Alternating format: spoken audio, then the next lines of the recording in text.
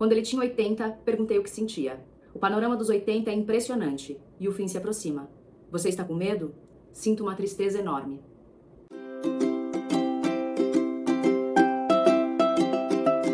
Olá, bem-vindos a mais um vídeo e hoje eu trago pra vocês, Brasil, esse livro lindo, lindo, lindo, porém triste, Gabo e Mercedes, uma despedida do Rodrigo Garcia. Ó, já separa a caixinha de lenços porque vamos chorar aqui hoje. Mas antes vocês já sabem, né? Se você ainda não se inscreveu no canal, aproveita, se inscreve, toca o sininho pra você ficar sabendo assim que sair um vídeo novo. Se quiser já me deixar um like, eu agradeço. E eu vou deixar na descrição do vídeo o link do livro, tá, gente? O meu link da Amazon, que caso vocês queiram comprar, vocês me ajudam muito utilizando o meu link, que eu ganho uma pequena comissão. E o Rodrigo Garcia é o filho mais velho de Gabriel Garcia Marques e Mercedes Barça. E aqui ele vai nos contar os últimos dias do grande escritor colombiano que morreu em 17 de abril de 2004 e também de sua mãe, Mercedes, que morreu em agosto de 2020. O livro foi publicado em 2021 e chegou aqui no Brasil ano passado pela editora Record, que é a editora do Gabo aqui no Brasil, com tradução do Eric Nepomuceno, que é o tradutor oficial do Gabo aqui no Brasil.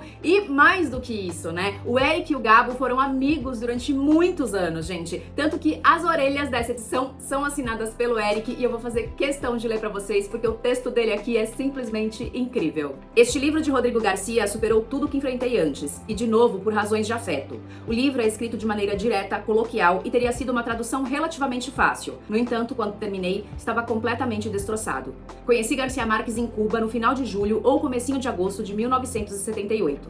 Um ano depois, saí de Madrid e fui morar na cidade do México, onde ele dividiu um casarão com Mercedes, eterna musa e guardiã, e os filhos Rodrigo e Gonzalo. No começo de 1980 nos aproximamos e foi para sempre. Ele cometeu a suprema indelicadeza de partir numa viagem sem volta em abril de 2014. Foram 34 anos de amizade fraterna. Ela, que nos tratava como parte da família, foi-se embora em agosto de 2020. Outro vazio na alma.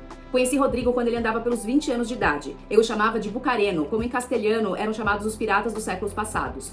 De longe, com carinho e orgulho, acompanhei seu crescimento como roteirista, produtor e diretor de cinema e televisão. O que Rodrigo traz nesse livro é a revelação de como Gabo e Mercedes partiram. São cenas que eu sabia ou intuía e que ele nos retrata com afeto e cálida memória. Foi como reviver as longas conversas com Gabo, sua maneira de ver a vida e o mundo, sua defesa e de Mercedes contra os males da fama e do assédio e se manter na superfície da realidade. Sim, sim, Rodrigo, meu caríssimo Bucareno, você acalentou minha memória e me trouxe de regresso um pedaço especial de minha vida. E quando caminhei por essa memória e entendi de novo e para sempre que ela não tem volta, senti que uma grota funda se abria na minha alma. Por isso, abraço você com carinho renovado. Eric Nepomuceno, Petrópolis, abril de 2022. Gente, de verdade, o que eu tenho pra falar pra vocês é que eu chorei 2 litros lendo esse livro. Ele é pequenininho, ele é fininho, mas o bichinho é poderoso, viu? O livro incrível! E o Rodrigo Garcia Barça nasceu em Bogotá, na Colômbia, em 24 de agosto de 1959 e ele foi criado na cidade do México e em Barcelona. Ele estudou História na Universidade de Harvard e ele é diretor de cinema, roteirista e mora em Los Angeles desde 1987. Sua estreia como diretor de cinema foi no ano 2000 com o filme Coisas que Você Pode Dizer Só de Olhar para Ela e desde então ele também dirigiu outros filmes como Questões de Vida, Passageiros, Albert Nobbs, Últimos Dias no Deserto, 4 Dias com Ela, Raymond Ray, entre outros. Já na TV, ele dirigiu alguns episódios da série Six Feet Under, The Sopranos, Big Love e Santa Evita. Ele também é produtor de 2 séries que se originaram de 2 obras de seu pai, né, de 2 obras do Gabo, que são Notícia de um Sequestro, que tá na Amazon Prime, e também 100 Anos de Solidão, a série que vai estrear no Netflix. E eu vi algumas entrevistas do Rodrigo, né, e ele diz que esse é provavelmente o seu primeiro e último livro, porque ele fala que não foi uma intenção dele escrever esse livro, foi algo que aconteceu. Ele diz que inicialmente a intenção dele em registrar essas notas, né, naqueles dias de despedida, naqueles dias que antecederam a morte do Gabo, era na verdade para que as suas filhas e os sobrinhos soubessem, né, quando ficassem mais velhos, soubessem como foi essa despedida do avô. Não havia nenhuma intenção de transformar isso em livro, principalmente por conta da mãe da Mercedes, que era uma pessoa muito discreta e que prezava muito, né, por essa vida privada da família Garcia. Mas depois que a mãe dele morreu, né, mais uma outra experiência, né, a perda do segundo genitor, ele repensou e decidiu escrever um livro, não sobre a morte de um pai famoso, mas sim um livro que falasse da perda dos pais. Essa despedida que é também, na verdade, o final de um mundo no qual você cresceu. O Rodrigo então começa nos contando que em março de 2014 ele ligou pra mãe, né, ele em Los Angeles, ela na cidade do México, e ela falou pra ele que o Gabo estava com resfriado já há 2 dias e ele não conseguia sair da cama. E o que ela falou pro Rodrigo foi algo muito forte. Ela virou pra ele e falou assim: dessa a gente não sai. A Mercedes precisava ir para Los Angeles para fazer umas consultas e tal de um tratamento que ela havia feito de câncer, ela tinha tido câncer há alguns anos. Então, ela ia para Los Angeles se encontrar com o Rodrigo para passar no médico e o Gabo não poderia ficar sozinho. Então, eles contactaram o Gonzalo, que é o outro filho, né, irmão do Rodrigo, que mora em Paris, para que ele fosse para a cidade do México ficar com o pai. O Gabo já vinha apresentando um quadro de perda de memória e demência há alguns anos e quando o Gonzalo chegou, né, na cidade do México para ficar com ele, fazia mais ou menos uns 2 meses que eles não se viam. Ele não conseguiu reconhecer o filho em nenhum momento. Ele estava muito confuso, desorientado, ele não sabia onde estava e ele não conseguia sequer responder a pergunta simples de forma coerente. Neste meio tempo, o resfriado do Gabo acabou piorando e ele foi internado em um hospital da cidade do México com um quadro grave de pneumonia. A pneumonia acabou cedendo, né, deu resposta aos tratamentos que eles estavam utilizando, porém, em umas imagens de exame, apareceu o que seria uma suspeita de tumores malignos, tanto no pulmão quanto no fígado. E quando veio, né, a notícia dessas imagens, o Gonzalo ligou para Mercedes e para o Rodrigo, que estavam em Los Angeles, para falar, né, sobre as suspeitas do médico, ao que a Mercedes foi enfática e disse que ela não queria que fizessem biópsia, não queria que o Gabo fosse para operação, que fizesse qualquer tipo de tratamento, ela queria que o marido não sofresse. Descrevo a situação e os sintomas ao oncologista e amigo de meu pai em Los Angeles, que diz com muita serenidade: possivelmente é câncer de pulmão. E depois acrescenta: se suspeitam disso, levem seu pai para casa e façam com que ele fique o mais confortável possível e de jeito nenhum tornem a levá-lo ao hospital. A hospitalização vai devastar vocês todos. Consulto meu sogro no México, ele também é médico, e de maneira geral, sua reação é a mesma: afastar-nos do hospital, fazer com que tudo seja mais fácil para meu pai e para todos nós. E é a partir disso que o Rodrigo começa aí a anotar, né, os acontecimentos diários como uma forma de preservar a memória daqueles dias tão intensos, tão doloridos e ao mesmo tempo quase que surreais, né, de você ver o seu pai, que ao mesmo tempo era uma pessoa completamente famosa, indo embora. E aqui ele vai nos contar não só os últimos dias do Gabo e da Mercedes, mas também histórias, eventos importantes e muitas memórias que ele guarda dos pais. Ele nos conta que os dois se conheceram ainda crianças, quando eram vizinhos. A Mercedes tinha 10 anos, o Gabo tinha 14, mas que eles só se casaram em 1958. E nesse dia, assim, a personalidade da Mercedes já ficou bem em evidência, porque ela só se vestiu de noiva quando ela soube que o Gabo já estava na igreja esperando por ela, porque assim ela não teria a menor chance de ficar ali abandonada, vestida de noiva no altar. Então ela só se vestiu depois que ela teve certeza que ele já estava lá. Ele fala também sobre todas as dificuldades financeiras que a família passou, né, até que o Gabo conseguisse se estabelecer dentro da literatura, até ele virar um grande autor. E ele deixa muito em evidência o quanto a figura da Mercedes foi importante para que isso acontecesse, né? O quanto essa mulher conseguiu criar um ambiente propício, acolhedor, para que o marido conseguisse trabalhar, para que o marido conseguisse escrever. Essa mulher forte e determinada, nascida no norte da Colômbia, em uma família de origem egípcia, foi a grande responsável por organizar a vida prática do marido. E o Rodrigo fala, né, o quanto o Gabo sempre dizia a vida inteira que ela era a pessoa mais admirável que ele tinha conhecido, e os amigos, né, as pessoas próximas a eles admiravam muito a Mercedes, gostavam muito dela. Ela era uma mulher muito inteligente, muito sábia, de uma personalidade muito única, e tanto que eles a apelidaram, a chamavam de Gaba, né, que é o derivado de Gabo. Ela era a Gaba. Quando meu irmão e eu éramos pequenos e morávamos no México e na Espanha, o restante da família dos dois lados estava na Colômbia. Então, tínhamos a forte sensação de que nós 4 éramos uma unidade, um clube dos 4. O clube estava a ponto de perder seu primeiro membro. É quase devastador. E, gente, ele é um livro muito gostoso de ler, porque a gente tem a sensação que a gente tá dentro daquela casa da Cidade do México, a gente se sente inserido dentro dessa família, vivendo aqueles dias junto com eles. E o Rodrigo faz isso de uma forma extremamente íntima, mas ao mesmo tempo muito respeitosa, já que os pais sempre, a vida inteira, foram pessoas muito discretas. Ele até fala que em um determinado momento, que apesar da natureza sociável e de uma aparente comodidade com a vida pública, o Gabo era uma pessoa extremamente discreta e podia se dizer até mesmo introvertida. Uma parte que eu gosto muito é quando ele relata o processo de trabalho, né, o processo de escrita do Gabo, como é que o pai trabalhava, né? Ele diz, por exemplo, que a capacidade de concentração dele era algo invejável, que quando o pai entrava no escritório para trabalhar, ele ficava ali horas e completamente concentrado. E sim, eu invejo, porque a minha concentração também é zero. Então ele conta, né, que o Gabo escrevia na parte da manhã até mais ou menos umas 2:30 da tarde, aí ele fazia questão de almoçar com a família, depois ele fazia a siesta, e aí quando ele acordava, ele lia. E ele diz aqui que o Gabo era um leitor voraz, que ele lia de tudo, de revistas de fofoca, a estudos médicos, a romances, grandes obras da literatura, a livros de autores que ele não concordava, que ele discordava veementemente da posição política, ou seja, o Gabo era um homem que ele lia de tudo. E, gente, vocês imaginam a minha felicidade ao saber que Gabriel Garcia Marques gostava de ler a revistinha de fofoca? Ele acha que lia a rola. Gente, amo.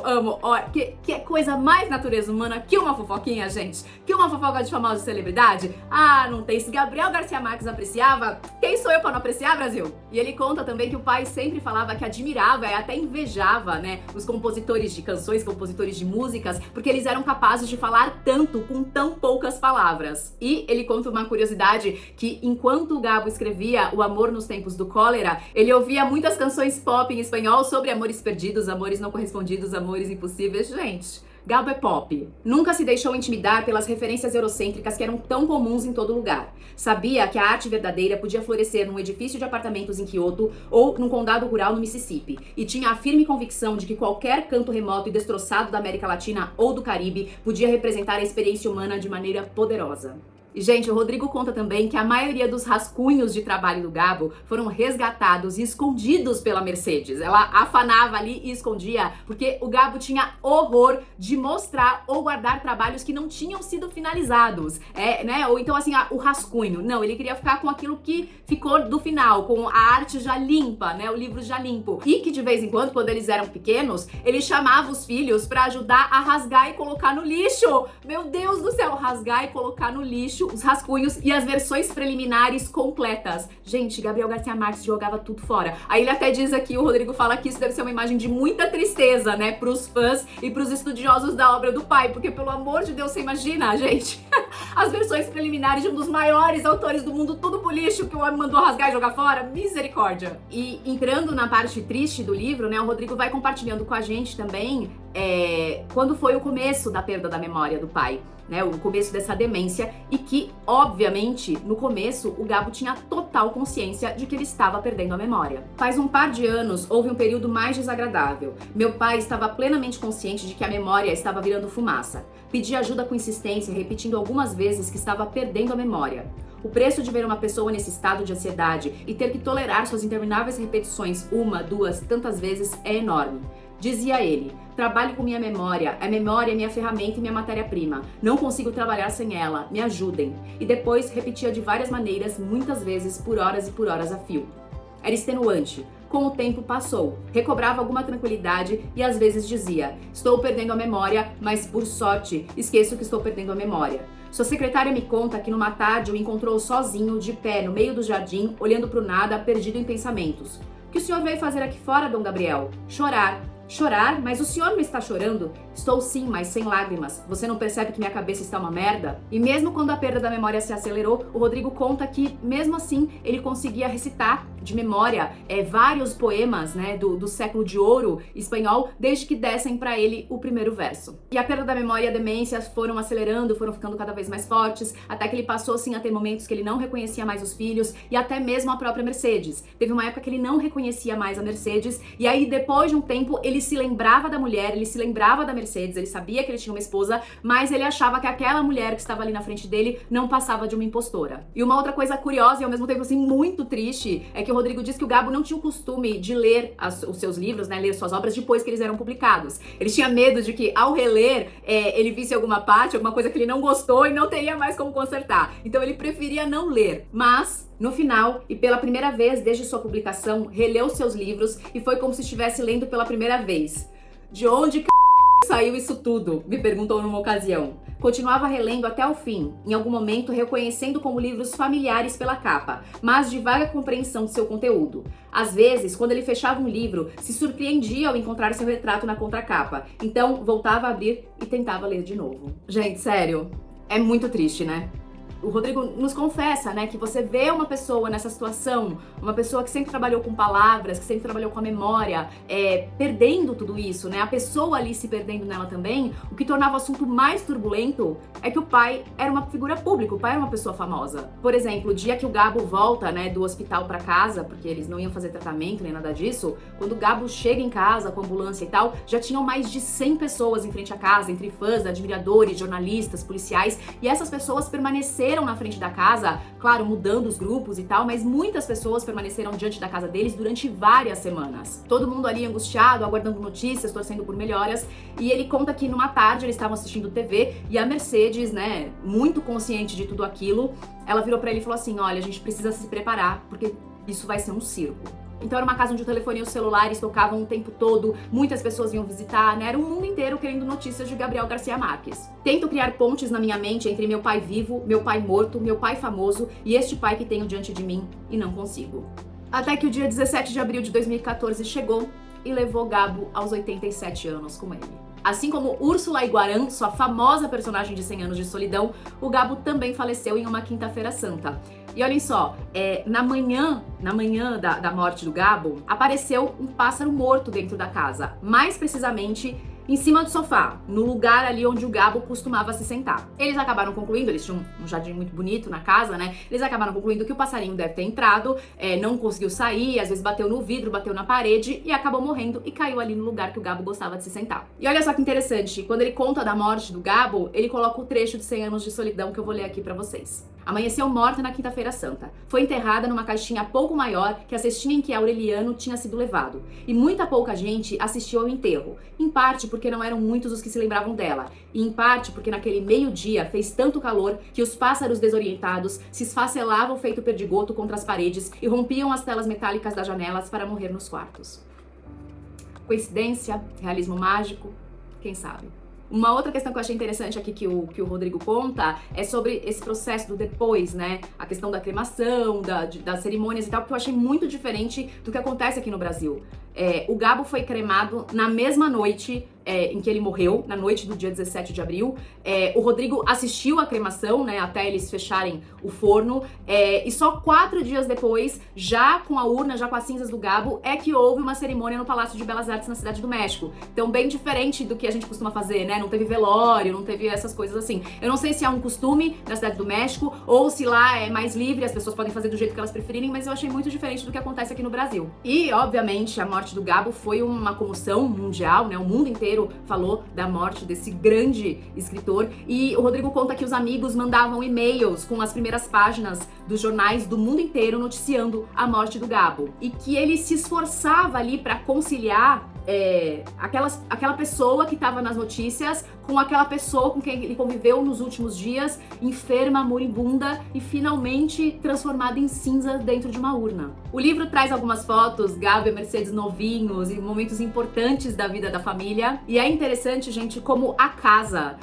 também é uma personagem muito importante na história da família Garcia. Essa casa tinha um jardim lindíssimo, o Gonzalo e a esposa se casaram nesse jardim. Foi lá também que o Gabo fez uma festa para comemorar os seus 60 anos e foi também neste jardim que foi tirada esta foto, que é a foto que está na capa do livro, o Gabo e a Mercedes no jardim dessa casa na Cidade do México. E ela foi tirada no dia 12 de outubro de 1982, na manhã do anúncio do Nobel. E aqui no livro também tem uma foto no mesmo lugar, tirada em 12 de outubro de 2012, 30 anos depois. E é também nesse mesmo local que tem mais uma foto aqui no livro, tirada no dia da cerimônia do Palácio de Belas Artes, onde a Mercedes, junto com os filhos e os netos, se reuniram para tirar mais uma foto. E o Rodrigo conta aqui, né, que Mercedes, sempre muito marcante, quando as pessoas se dispersaram e começaram, enfim, a pegar o caminho para ir para o Palácio de Belas Artes, da homenagem ao Gabo, ela foi enfática ao dizer: aqui ninguém chora. E por falar nela, ela faleceu em 15 de agosto de 2020 por complicações respiratórias causadas pelo tabagismo. Nossa mãe morreu em agosto de 2020. Tudo aconteceu mais ou menos como achamos que aconteceria, já que depois de 65 anos fumando, sua capacidade pulmonar ficou cada vez pior e nos últimos anos precisou de oxigênio o dia inteiro. Seu espírito, porém, jamais murchou. Quando você acha que essa pandemia vai acabar? Me perguntava frequentemente. Já estamos no final de 2020 e ainda não havia uma resposta. Como a pandemia não me permitiu viajar, eu vi minha mãe com vida pela última vez pela tela trincada do meu celular e depois, 5 minutos mais tarde, quando ela já havia ido embora para sempre.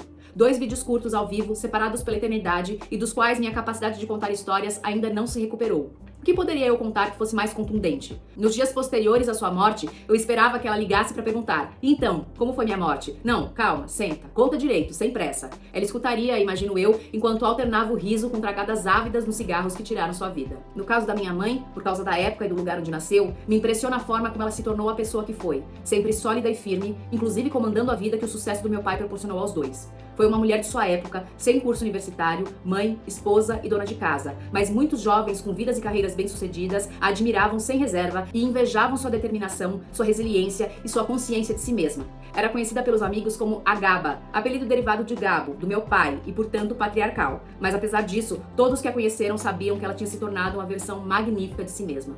Gente, de novo, é um livro extremamente simples e ao mesmo tempo lindíssimo. É muito bonito, é muito triste também, porque a gente não vê só a finitude de um gênio, mas a gente vê a finitude de um pai e de uma mãe. Porque por mais que a gente saiba que esse dia vai chegar, por mais que a gente saiba que nossos pais, chega um momento que eles estão velhos, doentes, que o melhor mesmo é que eles se vão, eu acho que a gente nunca está preparado para esse momento. Sério, separa a caixinha de lenços e se joga nesse livro aqui, porque eu tenho certeza que vocês vão gostar muito. Ele é muito bonito, muito sensível para não ser lido. E apesar de tudo, aqui no final, o Rodrigo diz que ele tem uma inquietude dentro dele, que ele acha que ele não conheceu os pais o suficiente, que ele lamenta não ter perguntado mais detalhes, não querer saber mais sobre eles, né? Dos seus desejos, seus temores, seus medos, suas esperanças. Eu gostei muito que ele falou numa entrevista que ele diz que é um livro sobre uma grande pessoa morrendo, mas também que é um livro de uma pessoa de 87 anos morrendo, como acontece com várias outras pessoas. Essa contradição, né, entre a enormidade do evento, que é a morte,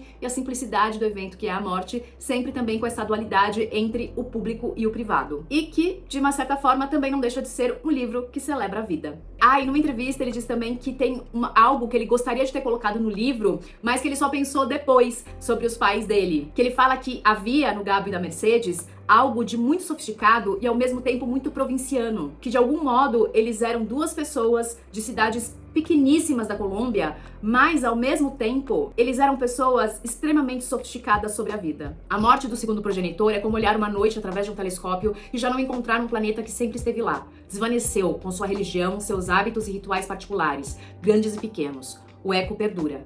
Em anos recentes, os três juntos, eles dois e eu, também olham pra mim quando vejo meu rosto no espelho. E o Rodrigo também nos conta que o Gabo sempre se queixava que o ódio dele contra a morte é que ele sabia que seria a única faceta de sua vida sobre a qual ele não poderia escrever.